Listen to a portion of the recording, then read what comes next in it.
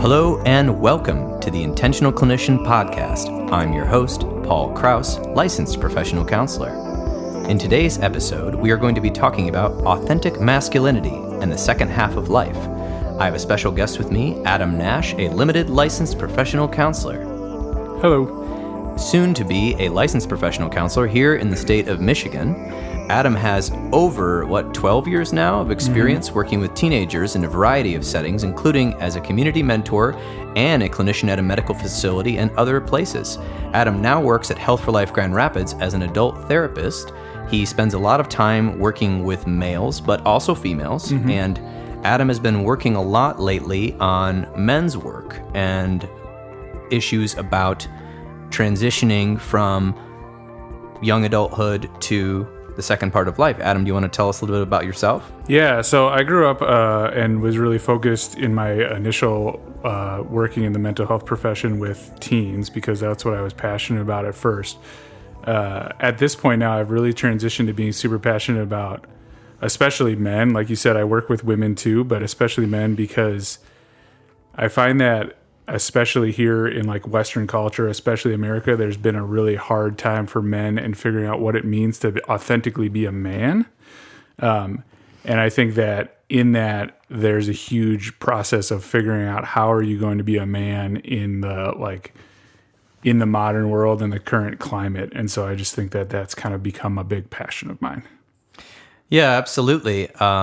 It can be very confusing. There's a lot of messages, and I think in the postmodern Western world, there are many conflicting messages and many strong opinions about what it is to be a man, yet our culture doesn't seem to have, we're such a large culture here in the United States, at least, that we don't have like one sort of agreed upon ritual or sort of rites of passage thing where people will go through that. So there's just so many. Yeah, one of the things that existed for a long time prior to like I said, kind of like the Western, like modern world was that often a man would have, like you said, a ritual. They would go out, they would do something with other men often, and that would kind of be like they're moving into authentic like manhood or moving into adulthood. And a lot now, we don't really have that. Like even for myself, speaking from my own personal experience, my dad was very, I wouldn't say absent, but he was very distant in that he was working. He pretty much worked 2 jobs my entire life. I have 4 older siblings, and it was just kind of needed that he worked all the time. So he worked overnights at the post office, and then he would immediately go to another job.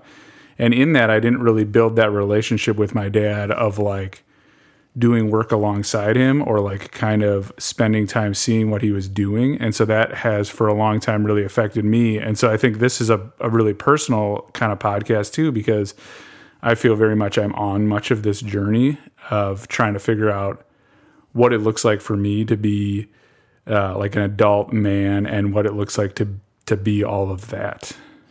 Yeah, absolutely. I appreciate you sharing some of your story. And I think that would be good for you to share your story throughout this as you feel comfortable, because stories are very important. And a lot of times we get stuck in our story in sort of a negative spiral or a negative loop due to various experiences or traumas or perceptions of events. And especially growing up, like you said, with a father who wasn't around much because he had to provide for the family, then who exactly was your role model? Who exactly was around for you to model your behavior after? Or, or were you just told how to behave? Or, what was that like? Yeah, I think that's the tough thing for me was like, I didn't really ever feel like I had someone to model that. So like the real truth is the reason why my original passion was teenagers was because as a teen, I didn't have any male in my life that I really like felt modeled that or like was with me and saying like, hey, this is how you be an adult male. And so I felt like that was my passionate place to go because I was like, I never got that. So I'm going to kind of help people out in that. And since then, I've kind of started to move away from that because one, when I was an older, like when I was a young adult, when I was in my mid-20s, I actually got the chance to work one of those two jobs with my dad, and I actually ended up being my dad's supervisor, which is kind of a funny experience. And in that, I got a chance to really like build a relationship with him for the first time and kind of see what it's like to be like to see my dad work and be a man kind of thing and provide for my family in that way. And so that kind of started the journey of me kind of figuring out how to, we'll talk a lot about this guy as Robert Bly talks about kind of separating from the mother, right? And that was kind of the start of that kind of process. And so for me, that's kind of been an ongoing process of kind of moving away from that. And I think that's kind of why I'm now more focused on like young adults and males, because I think it's the thing that I've seen as like a big kind of need now, if that makes sense. Yeah, there's definitely a big need for men's work. And there was a lot of men's work being done in the 80s and 90s. Yeah. Robert Bly, James Hillman, I can't even remember. I've listened to a bunch of it, some of the recordings. But those, and I know Richard Rohr is doing some of that now, and there's some more. Lewis Howes, I guess, is sort of getting into that a little bit. And I think there's a big need for it because what I've been seeing is basically post-college. Yep. Or college age, I say maybe people went to trade school, they just worked or whatever. In the early 20s, all the way into 40s, I'm finding males that I meet, and including myself, I was one of these. I am one of these, I suppose. I'm almost 40, not there yet, but they feel confused and conflicted about how they're supposed to show up in relationship with other males. There's one. How they're supposed to act around, if they still have parents, how are they supposed to act around their father? How are they supposed to act around their mother? How are they supposed to be around their siblings? What role do they take? And depending on their orientation, how do they act around women or how do they act around male partners? Yeah. And it's very confusing because there's a lot of different messages being out there. And I'm not trying to put this on men because, we can always just point the finger. But I will say that, there needs to be more older men investing in younger men in this country. Because that has helped me tremendously. I've had multiple older male mentors. Right now I have a mentor who's 72 and a mentor who's 75. And my grandfather was a mentor to me. And, my dad has taught me a lot of things as well in his own way. And without that, I would be, I don't know. I mean, I think that it's so necessary. And without that, we are finding men trying to figure themselves out in violent ways, drugs, abusing other men or women, trying to find themselves they get into trouble. I mean, there's a reason car insurance rates are the highest for men between like 18 and 27. Yeah, I think in that same vein too, like we see a lot of the super aggressive climbing up the ladder perspective of like the corporate ladder, which we'll talk about, I think, a little bit later. But I also think an interesting thing off of that is, so in the book Iron John by Robert Bly, who you said just a second ago as well, he talks about kind of like the history of men. And he talks about how like in the 40s and before, traditionally the male role model was working at the house, right? Like we're talking farming and we're talking about that kind of stuff. And then slowly as we've gone along throughout the 50s and 60s, we've kind of moved away from that. And for a stretch of time there was also this thing that kind of happened where there was almost like, this is the best way I can think to say it, is like the feminization of men, where like men were then spending so much more time around the mother figures. And so they became like, Robert Bly kind of describes it as became weak men, right? Right. Okay. And so like what's happened is because the men aren't working next to us and we're not seeing like our father working and we're not working with our father, then, or father figure, it doesn't have to be actually your father, then we've kind of lost that ability to see that work happening, right? So like men are often, like I talked about with my dad was often very far away. He was working, downtown and I lived in the suburbs, right? And so like I never saw his work. And so what that meant was I never got modeled how to really be like to work, right? If that kind of makes sense, and thus how to be like that provider piece that a lot of most men have, right? If that kind of makes sense, right? Yeah, and yes, and also the weak men thing. There's a very positive part about embracing your feminine side as a man, sure. But I think there's a confusion because what we've seen is women are, have really helped men out. I mean, they've filled in the gaps for the fathers definitely. that are away. But I think part of the problem being a male is you're trying to figure out who you are as a man, and without that example, you may, I don't know, take on too many unconscious traits of the feminine without knowing it, and thus, this is where it gets confusing. you might not know how to exercise your manhood authentically. You may overcompensate. You may say, well, I feel so weak inside, so what I'm going to do is act like a tough guy and be a jerk. Or I might talk a big game because I feel weak inside and I feel kind of like I'm emasculated. Or I may try to overcompensate by buying a big truck and never drive it off road. And and or try to be a cowboy or make fun of guys who are even effeminate or whatever. And so that's where some of the confusion comes in, because you need to have a balance of masculine and feminine, whatever that energy is. I mean, that's just a label. But what we were talking about was the history where men kind of like grew their hair long in the 60s and then now in the 80s and 90s became like kind of corporate drones.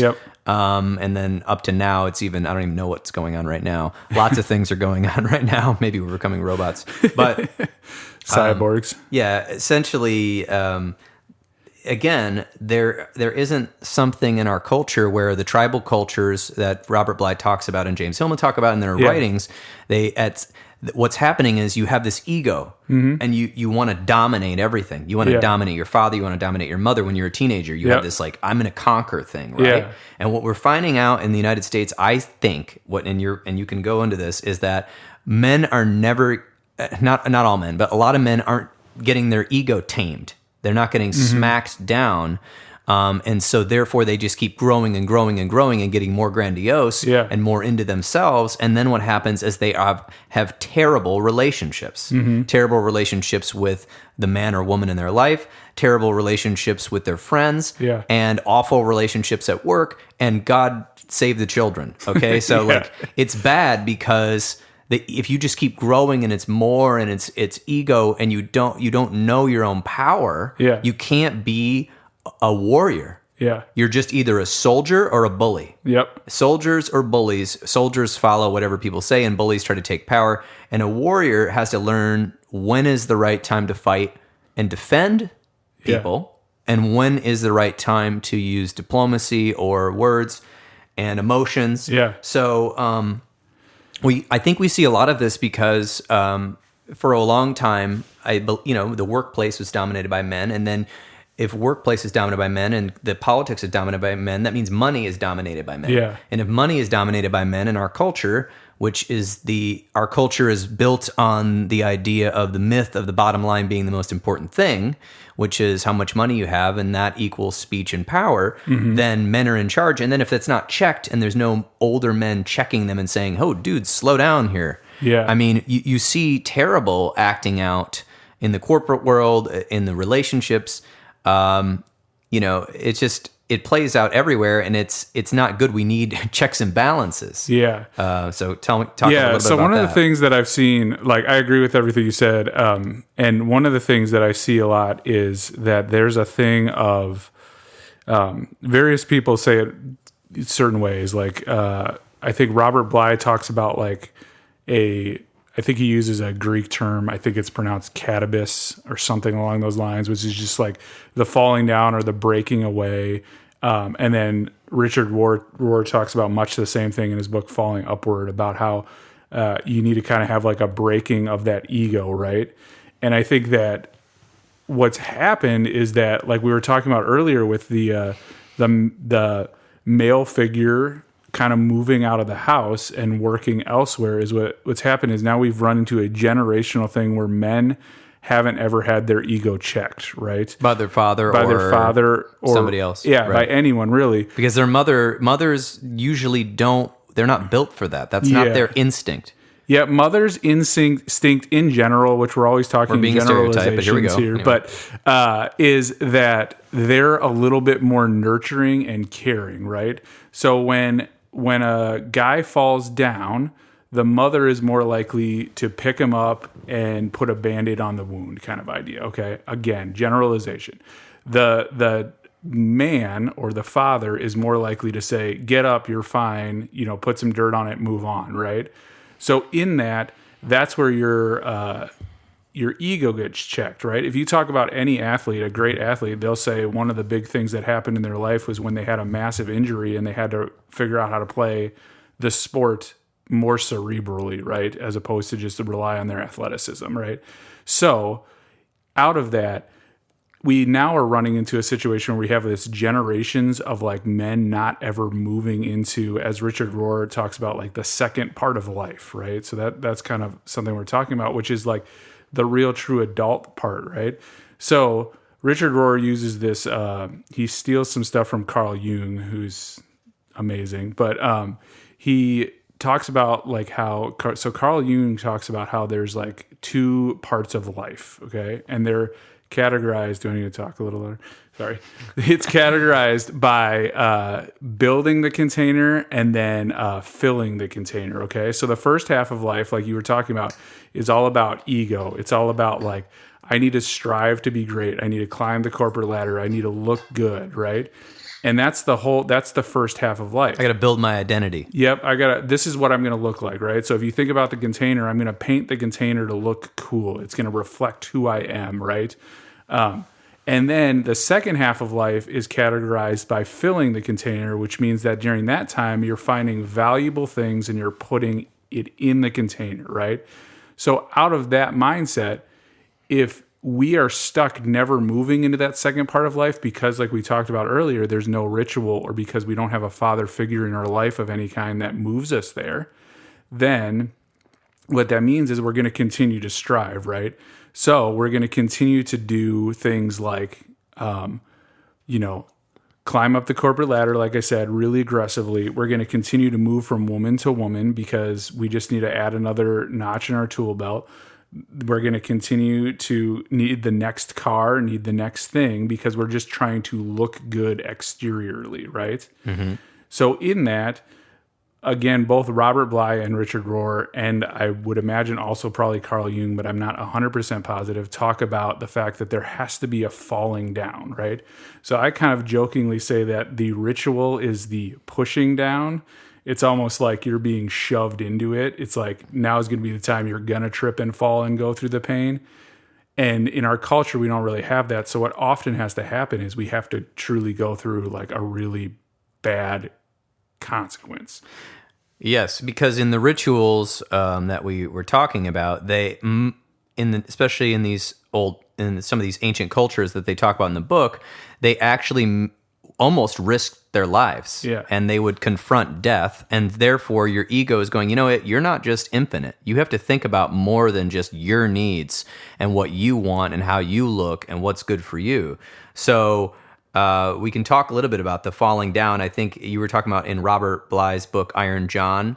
Was it Taking the Road of Ashes? Yeah. So then there's a second. There's like Robert Bly puts a couple more than two, but I think it's best to sum it up into two.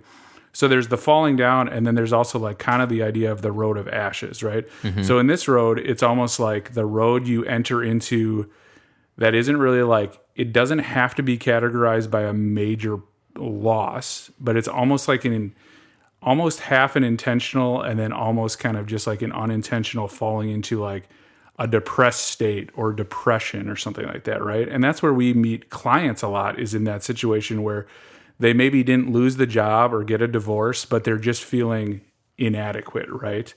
And so there's this quote by Robert Bly that I just want to read that kind of summarizes this, which is he says, "The mark of descent, whether undertaken consciously or unconsciously, is a newly arrived at lowliness, associated with water and soul, as height is associated with spirit." Okay, the lowliness happens particularly to men who are initially high, lucky, or elevated. Okay.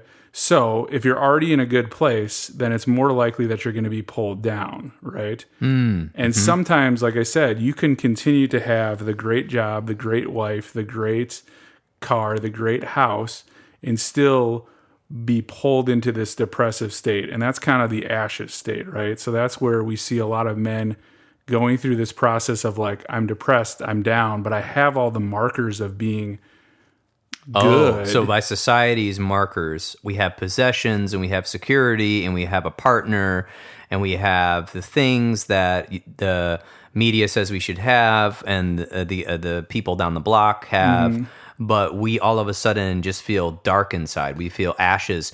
And I think there was a metaphor to, I think this might be from James Hillman's work, but the idea of the cinder boy. Yep, that's from Robert Bly. Was that Robert Bly? Yeah. Where he, I think it was Norway, they had the fires in these like tents, and it seemed to be like a lot of boys they call them cinder boys, they wouldn't feel like they had a purpose, and they were kind of like the outsider or the loner, and they would just sit by the fire, and once these like dark charcoals would cool down, they would just chew on them. Yeah. And they would just lay there and like cover themselves in ashes because they felt so down and depressed. Yeah. And then he tells a story about one who became one of the greatest warriors ever. But it was like he had to go that low to be able to find his ability to stand up, and he had to descend before he could find his true warrior self. Because before that, you're just elevated, you're just happy-go-lucky, life is great. I have a lot of things going for me. And as a male in society, I have never, been a woman, but I've talked to a lot of women, and it seems, at least until for the past several thousand years, a little easier to get things that you want when you're a male, and for various reasons. Yep. And so then you can get a little full of yourself, a little elevated, for sure. And so if we never get that checked, there's massive problems. So when do we check that? And everyone has to go not everyone. It would be useful if everyone went through it. But taking the road of ashes and going down to lowliness. Yeah. And moving into an awareness of suffering, I think, is part of it. And not just all about me. Otherwise, you can't be part of a community as a healthy community as much. Anyway. Yeah, there's I'm going to paraphrase this quote by Richard Rohr, and he kind of uses like spiritual terminology, but he basically says, never get rid of a sin until you know what it's teaching you. And that's kind of the deal with the ashes thing, is like never get up out of the ashes till you know what you're learning in the ashes. And so that's where you get to the point of like, you're kind of down in this lowly place. But so often, especially for us here in America, it's like, just get up, right? Like just get out of it. Drink a Red Bull, go back to work. Like if you do go through something bad, right? You get a divorce, you lose a job. What's the response? Within a day, you're on Tinder, and within a week, you have a new job, right? You're not really learning anything from the experience because you're just moving right to the next one, right? So like in that, I think that there's a matter of being aware enough, being aware enough of what is going on to learn from the experience. And also going internally. Yep. So learning from the experience externally, but you have to be able to go internal, because if we keep making the ego the priority, the ego cares about how it looks. Yeah, exactly. And I think a big part of that is going to be like noticing. I think emotions is a big part of that, right? So that's what, when we talked about earlier with like the kind of the more feminine side of men, right? Mm-hmm. What was being attempted in the 70s and 80s with that was to get men to be more emotionally attuned, right? Like that was the end goal.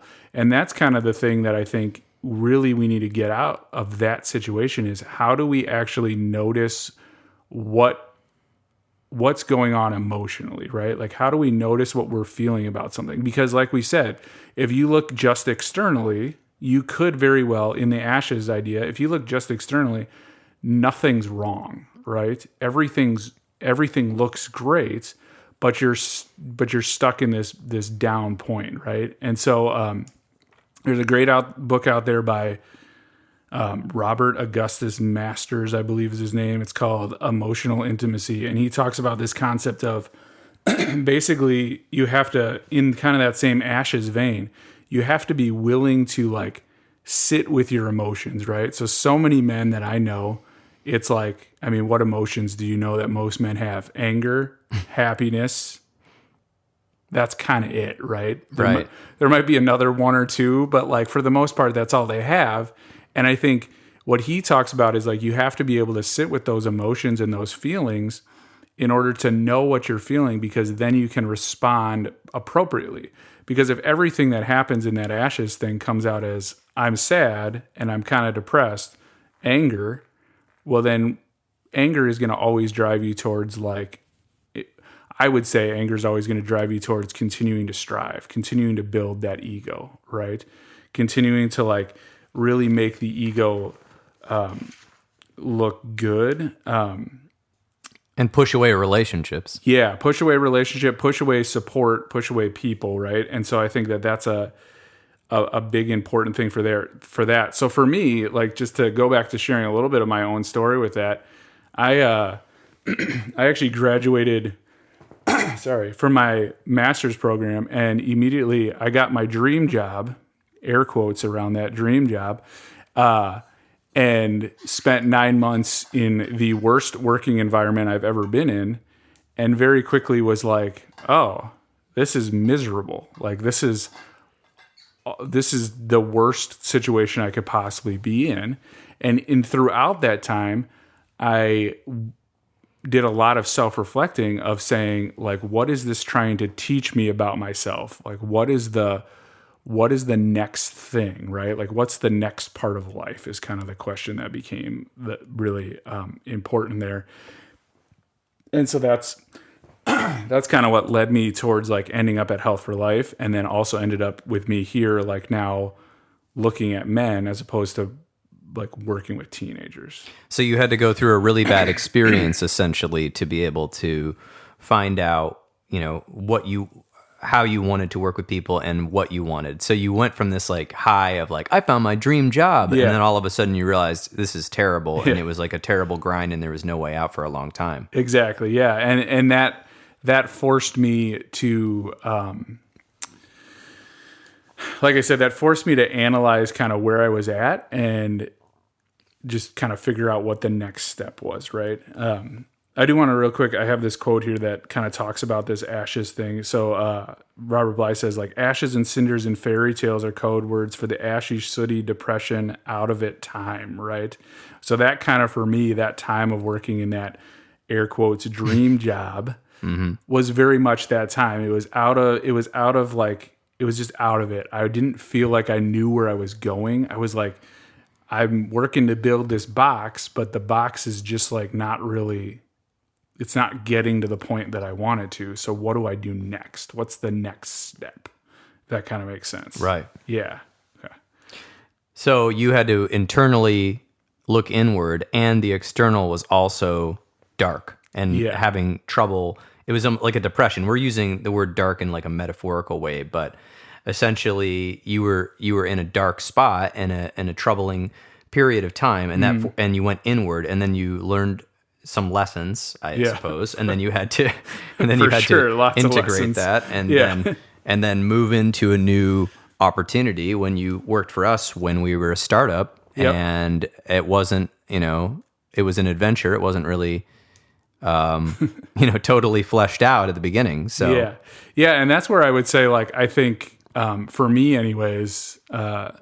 I'm kind of flipping two things on their head for what Robert Bly talks about in Iron John. But I think for me then, like you said, the adventure, I think there's this part that Robert Bly talks about where he kind of says you leave with the wild man, or you leave with Iron John. You kind of go out into the wilderness, right? Yeah. And I think for me, going into doing private practice and building up kind of my own business and all this stuff was very much that, like, entering out into the wilderness, like what the hell's about to happen kind of thing, right? Like, where are we going? What are we going to do?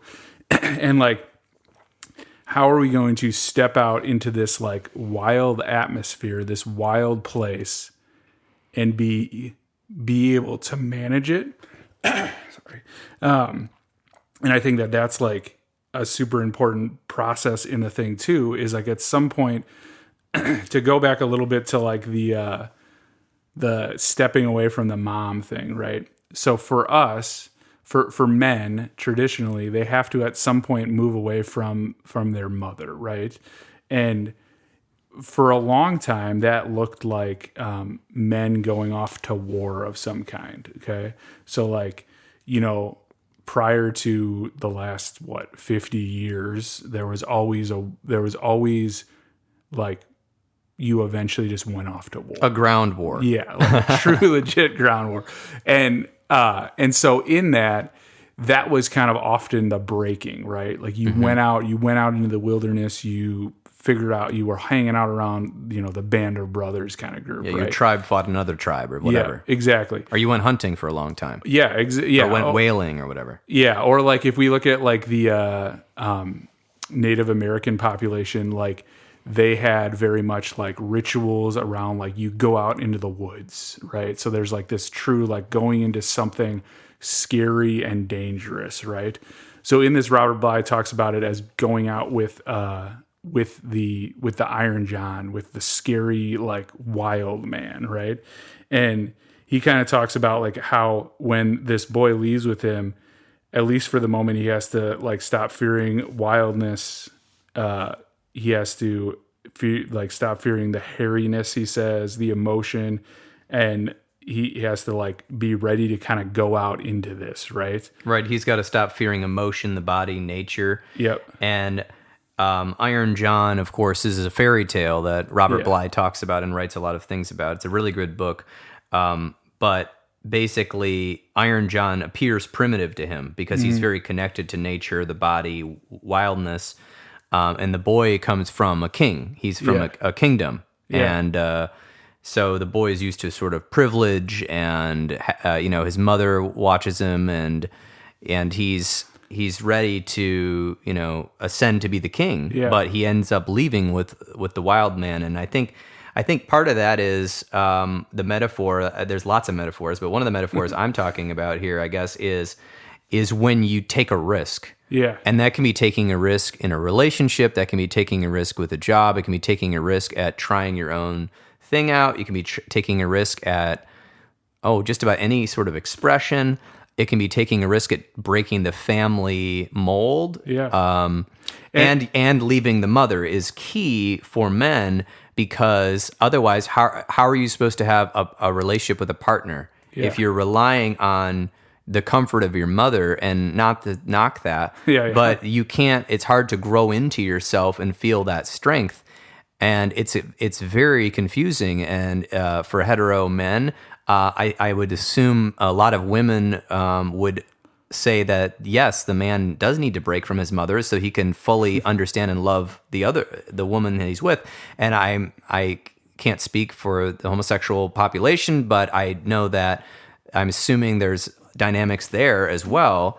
And to be able to have a full partnership, that you've got to be able to break, and you have to, you know, again, we have to break from the father too. We'll get to that. It's called individuation. We have to break from the whole family structure at some point to become our own identity. But there's this part in young adulthood to transition to adulthood where you have to go out and you have to try things, and you can't just be what everyone else in the family structure or your tribe wants you to be.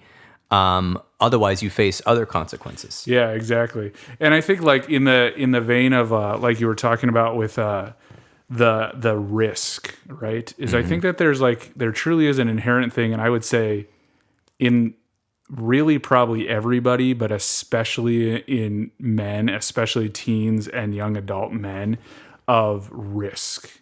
And what you see is in this attempt to get that adventure, that wilderness experience, you see craziness, right? You see like men be like, you know, I think of, this is kind of a throwback, but I remember when Travis Pastrana threw the first double backflip on a motorcycle, like on a dirt bike, and he got done and they interviewed him about it. And he said, that's the dumbest thing I've ever done. I'm never doing that again. Right. Mm-hmm.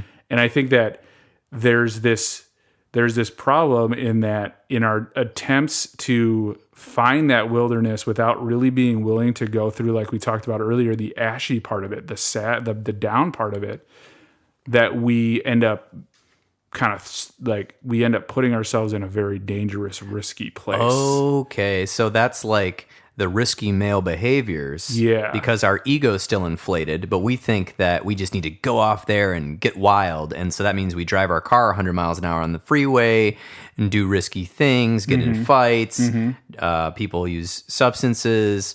And that isn't it. Well, that might get you to your falling down, but it's not what we're talking about. We're not talking, going into the wilderness is actually going out on your own. And that means breaking with the patterns, the status quo patterns that you're involved in. Yeah. And that is so difficult, not only mentally, psychologically, socially, but it is scary to break from the patterns that you have been habituated to have. Yeah. And that includes the family patterns. Because even if you like your family's values and all the things they stand for and your culture, that's great. You can integrate that, but you eventually have to make your own version of that. Otherwise, you're just a copycat. Exactly. And it's not going to feel gratifying. Yeah. I think about kind of like, so we just came out of the holidays, Christmas, New Year's, Hanukkah, all that stuff, and I think about how many people, especially here in West Michigan, that go back home for Christmas and then they say, it was the worst experience. I hated every moment of it. And it's kind of like, well, why don't you break free from that, right? At a certain point, you have to find your own identity, right? Which doesn't mean you necessarily can't go back to your family for Christmas, but there's a piece of individualization, right? Right. And that's kind of where we get into, I think, kind of the second part of life, right?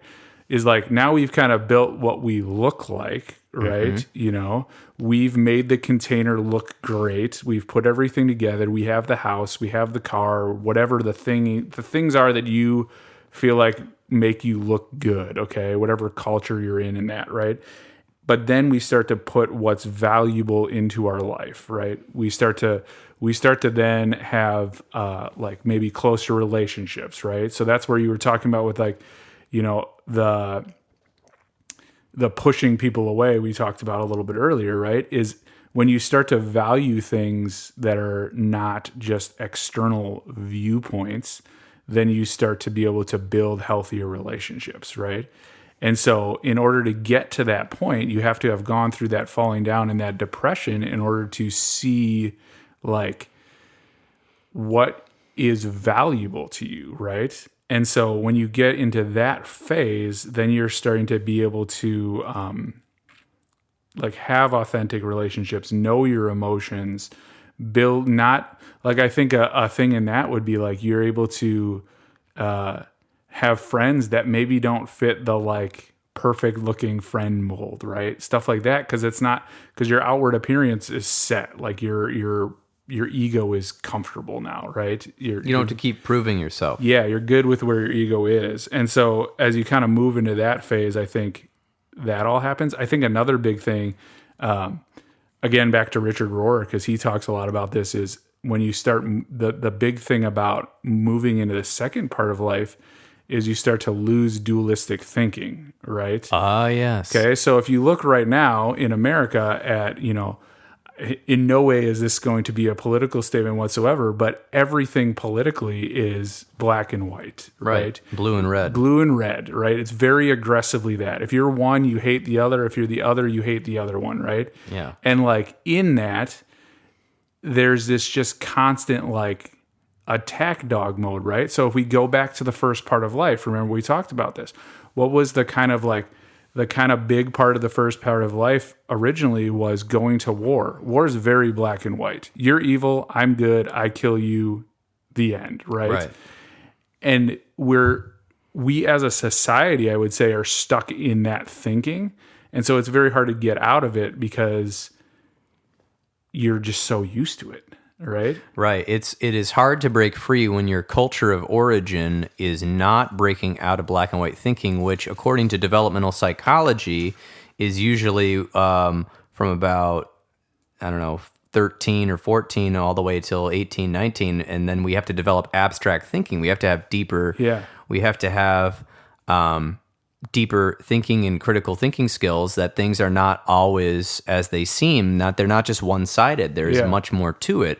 And we're hitting on that point. That's a huge issue right now. And if you pay attention, and that's why I think a lot of people who are stuck in that sort of us versus them standpoint, there's a lot of psychological duress that goes on, maybe beneath the surface, or with their, with themselves. And if it doesn't, and they're convinced of it 100%, then their friends and family are suffering. Yeah. Because you aren't able to see the gray and all the rainbow between the black and the white in the situation. Yeah. And so I think out of that, right, to talk about that gray for a second is like, I completely agree, because you're going to like constantly be, I would jokingly refer to it as attack dog mode, right? You're constantly like, what's not lining up with my viewpoint of thinking, right? And I'm going to be attacking that. And I think in order to be able to get to that, and this is maybe a deeper thought than we have time to fully go into, but there's the thought of shadow work, right? Like how do you get into those deep areas that don't really line up with your dualistic viewpoint of life, right? How can you sit there and say like, this thing, like I hate this person, this political person I hate, but I can see that this thing that they did is good and makes sense, right? How do you put those together? That's kind of the shadow, like kind of like you're seeing the black and white, but then there's certain areas, right? If you put a light on in a room, there's certain areas that are pretty gray, right? And that's kind of how do you get into those areas? And like I said, that's a whole nother, we could probably do a whole podcast on shadow work. Oh, yes. But I think that's a very important thought, is like, how do you look at something and say, okay, somebody did something good, right? Okay. How do you say, and it can be anything, right? How can you look at your family that maybe you hate and be like, well, yeah, but they have good morals in this one area, right? Or reverse, how can you look at your family that you love so dearly and say, but they do these stupid things? Right. And so then how do you individuate and go to your family, and instead of going back and following the family script, that you say, here's what I need from you. Yeah. Here's what I'm asking. This is what I'm doing. And bringing the implicit to be explicit. Yeah. And really, you have to do that through contemplation and reflection internally to be able to understand even what you want and what you need. Because when you're around the family culture, if you go back to your family of origin, your brain will start adapting to certain patterns. We know that from neuroscience. Yeah. And you might start acting differently. Maybe you regressed or something. And so there's a lot there to contemplate I guess what we're talking about, the second half of life where we're wanting to individuate and break down the ego to a point where some real work begins. And then the positive side of all this is that relationships deepen. Yeah. Focus. If you have a vocation that you don't like, you might shift that vocation, or focus can change.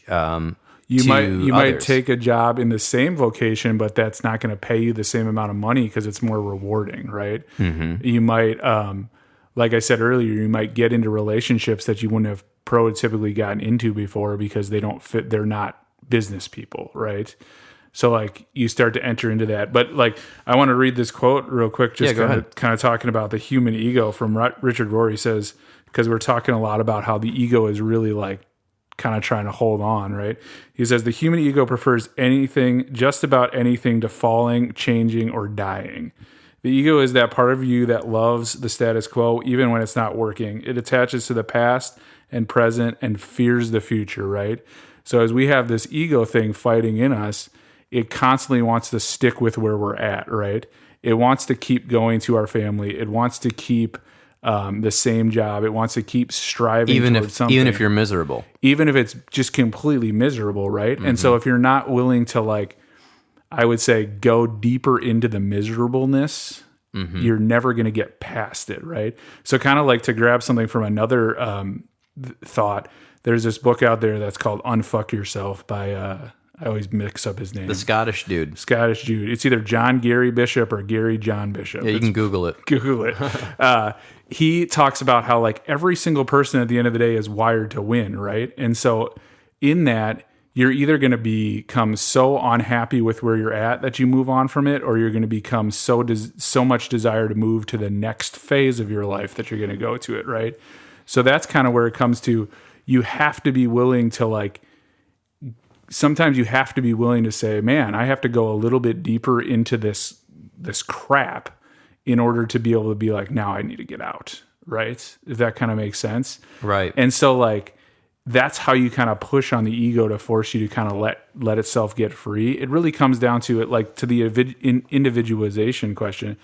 It really comes down to, who am I apart from everyone else, right? I always ask my clients, if you're stranded on a desert island and there's no one around, who are you? Who's the person that's there on that desert island if there's no one to tell you who you are, right? And Richard Rohr says it like this about that. He said, kind of to talk about both of those thoughts, he says, when you get the who am I question right, all of your what should I do with life questions tend to kind of take care of themselves. Because if you know who your identity is, then you follow out of that identity to where you're wanting to go. So you're able to create purpose and meaning, which leads to satisfaction. Yeah. So unlike the first part of life where we're developing our ego and trying to, win and rise and go upward in a different way, we, unlike that, we are, eventually you have to, if we don't move into the second half of life, there is some deep, sadness and darkness there and depression or just sort of roteness to it. Yeah. And then, in the second part of life, and in the second part of life, by the way, it can start early. I mean, some people go into ashes really young and have terrible things that happen to them, and it moves them into a more mature, because I think in the United States, we have a lot of people growing old. We don't have a lot of people growing up. Yeah. Not a lot of people planting trees for the children, mostly just, taking trees for whatever they need to build. Yep. So, but what I'm saying here is that people thrive on meaning and purpose. Mm-hmm. And if you have your identity will change. But if you can kind of start gathering, what is my identity? What's important to me? What do I really value?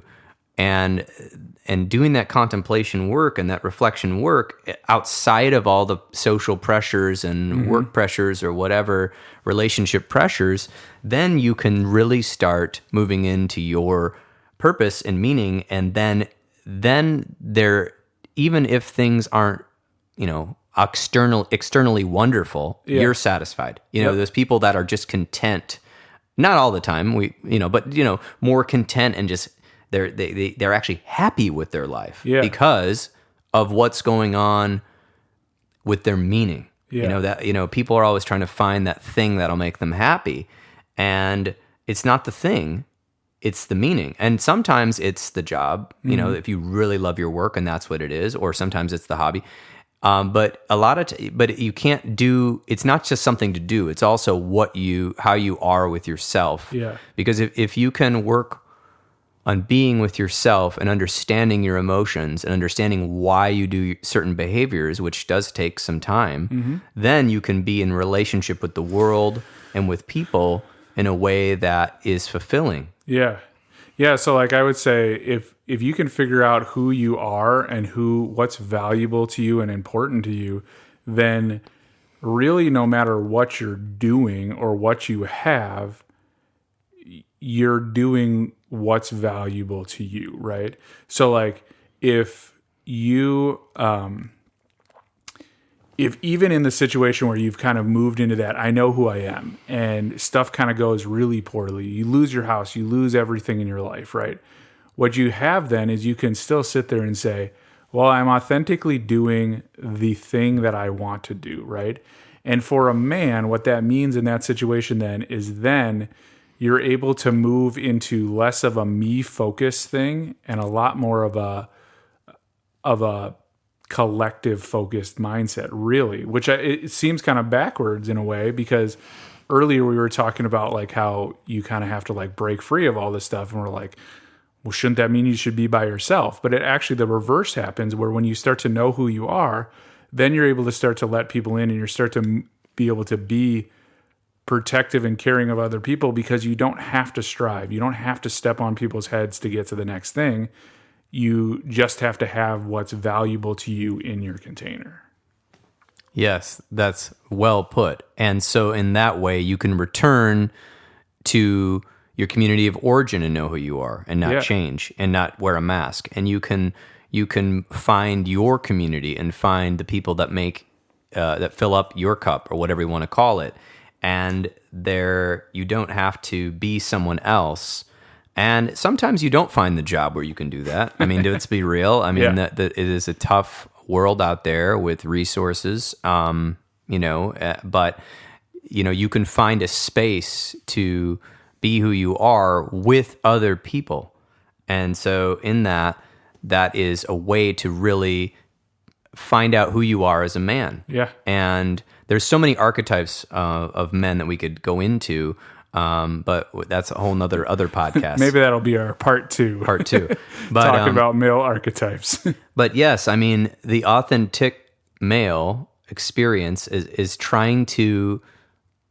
combining what you learned from the first part of life, and your ego, and maybe the ashes and downfall, hopefully, and then the integration, to be able to speak from your heart and integrate your emotions with your strength. Exactly. Because if a man only has physical strength or economic strength or prowess, sexual prowess, he is missing a whole other part. And then there's going to be a lot of pathology and dysfunction. Yeah. But if a man can learn to integrate what his emotions are, not that he has to be all emotional or whatever you want to call it. I'm not being stereotypical here, but understanding his emotions, he becomes stronger because people respect that. When you understand your emotions and why you're saying the things you do and why you're doing the things you do and how you hold yourself, you're respected. I think it's there's all these funny stories of men who have really just, I don't know, they're still in the first half of life, and they're like 45 or 50. Oh yeah, and they're 60, like 70. They're like a manager of some company, and they're just known for being this, I don't know, like terrible this individual that no one can stand, right? Yeah. But everyone tiptoes and walks around them because they have almost no emotional intelligence except how to manipulate people. Yeah, and in that, you don't want to be that. It's miserable, and then you're always wondering why are people fearing me, and then you want people to fear you. Maybe it's not integrated, and so then they get this wake up call one day from human resources where they're like, you know what, you might need to temper your behavior based on our policies, and the person's like, what are you talking about? Yeah, what do you mean? Like, I can't say this and do this and throw my weight around, and as part of the collective group here at this job. And it's a rude awakening because they haven't had feedback, maybe from another male or a friend or even a woman, to say, hey, have you ever noticed that you act like this around other people? They've just, this is a total stereotype, by the way, but they've just kind of gone their own way and kept rising and fighting and winning, no one likes to lose, but I've lost a lot in my life, and I feel, and it sucks so bad. Yeah. And if you're out there right now and you're like, man, I'm just losing, this is just terrible. Hang on, because unless it's the end of your life, you will continue to live. And then what can I learn from that loss? And a lot of times for me, it's been slow down, open up something to write on, use your skills, use your coping skills. What is really important right now? Yeah. We get so caught up in so many things, even when we're trying to do our best work, but things happen, and we have to be able to contemplate what are we going to learn from this difficult experience. And I think, not to make this go on forever, but I think there's always a process where you can learn more. Yeah. And I think as humans, we don't want that. I think we, who said that? Was it Richard Rohr? Yeah, who said, your ego wants to stay the way it is. Your ego wants to stay the way that it is, and it attaches to the past and present. It's like, oh yeah, things are great, and it fears the future.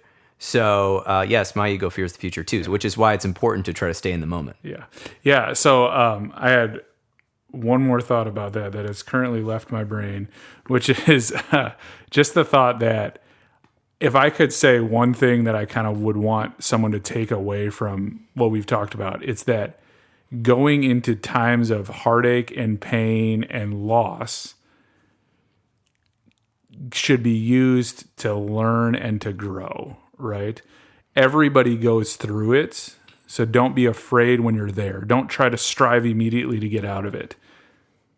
Figure out what you can learn from it. Call a counselor. We're pretty awesome. But everybody kind of goes through it. So don't be afraid to go through hard It's not times. just you. Yeah. Yeah. And the world is, people could say a lot of things about it, but one of my mentors said, the world has always been a difficult and kind of rather effed up place. And once in a while, it's going to F with you. Yeah. Don't be surprised when it does. Yeah. And so I think a lot of times, especially in our culture, which is a lot about the surface, we're a little surprised when the world screws with us, so to speak. But listen, no one likes to go through that. But sure. There is hope. There is ways to go through it. You don't have to do it by yourself. You can call a therapist in your area, find a good mentor or friend, find a good friend that you can be honest with, find a support group. There's about 10,000 support groups online, many other things you can do. You're not alone, but you got to hang on through the periods of time where things are not great. Exactly. I agree. And staying alive is important, and then we've got to learn from it. That's the issue. If we go back, we're just going back to something that isn't working. Yeah, an unhealthy life. So if you're interested to know more, a lot of work from James Hillman from the 80s men's work, stuff you can find online just by Googling that. The book we were referring to, some of the metaphors, is Iron John by Robert Bly. Yep. Great book. And you also were referencing Richard Rohr's book, Falling Upward. Correct. Yeah. And if you really want to dive deep, you can check out any book by Carl Jung, although I find a lot of times people get a lot more out of reading books about what Carl Jung wrote for 2 pages. That's a whole novel about that. And yeah, I think that's, I didn't quote this person, but Rainier Marie Rilke is also a good writer on this as well. I forgot to mention that. But thanks so much for listening, Adam. I appreciate you being on the Intentional Clinician podcast. And where can people find you? Me. Yeah. You can find me, the best places on Instagram, in all honesty, if you want to see what I'm writing about. Okay. It's at The Manly Counselor, tongue-in-cheek about that name. And then I also have a website of the same name. And then you can also find me at healthforlife.com. Healthforlifegr.com. Healthforlifegr.com. Yeah. And yeah, those are kind of the best places to find me. So Yeah. Google Adam Nash Grand Rapids. You'll find him. yeah, I'm the only one here. All right.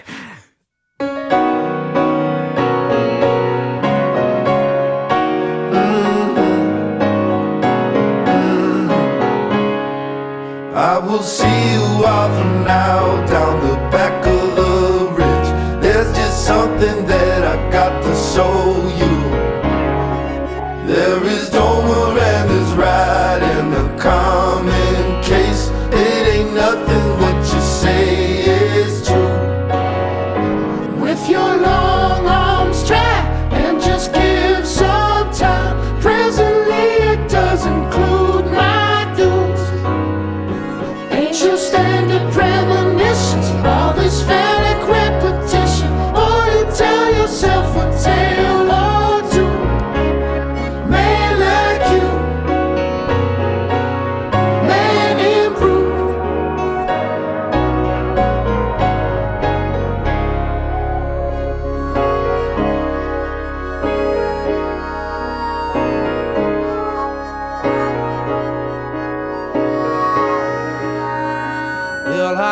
together we set off for a common place.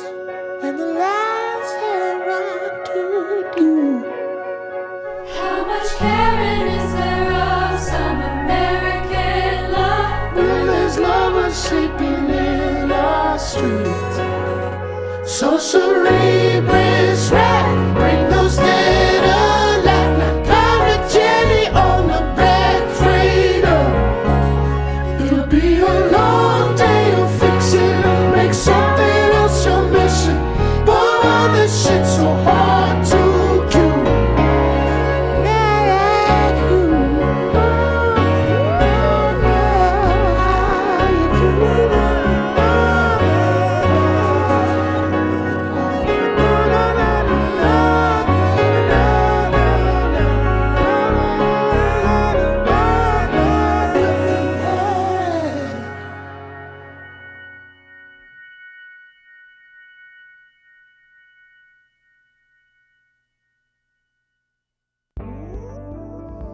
Until next time on the Intentional Clinician podcast, I wish you all a safe and peaceful month. If you are searching for electronic medical records, I recommend Simple Practice. If you are interested in trying out Simple Practice, I have provided a link in the notes of this episode for a 30-day free trial. And if you utilize the link I have provided and decide to subscribe, this podcast will get a small referral fee. I thank you in advance. If you are looking to get involved in advocacy for helping increase mental health access and quality of services, I recommend getting involved with the Michigan Mental Health Counselors Association. The Michigan Mental Health Counselors Association is working to increase the availability of quality mental health services statewide, increasing education for the public, promoting best practices, and working to keep licensed professional counselors and other professionals accessible. You can check out episodes 32 and 33 to find out more about why I'm talking about this. Or just join a professional organization with a good vision and mission to help the people. The recording you just listened to consists of the personal opinions of Paul Krauss, and while these are based upon literature he has read and his experience in the field, they should not be viewed as the definitive opinion on any subject. Listening to this podcast is not a substitute for treatment. If you are in a crisis, please call 911 or the National Suicide Prevention Line at 1-800-273-8255. If you are in need of counseling services, do not hesitate to make an appointment with your local counselor in your area. You can also make an appointment with the excellent clinicians in Grand Rapids at the Health for Life Grand Rapids office or the Trauma Informed Counseling Center of Grand Rapids by visiting the website www.healthforlifegr.com. That's www.healthforlifegr.com. That is the office that Paul Krauss is the clinical director of. I am working in 2020 to bring more trainings to clinicians around the Midwest and in Arizona, and I may be working on a training for the general public that will be available online. If you are enjoying the Intentional Clinician podcast, please share it with your friends or post it on social media. I would surely appreciate it. Until next time, I'm your host, Paul Krauss. Take care, everybody.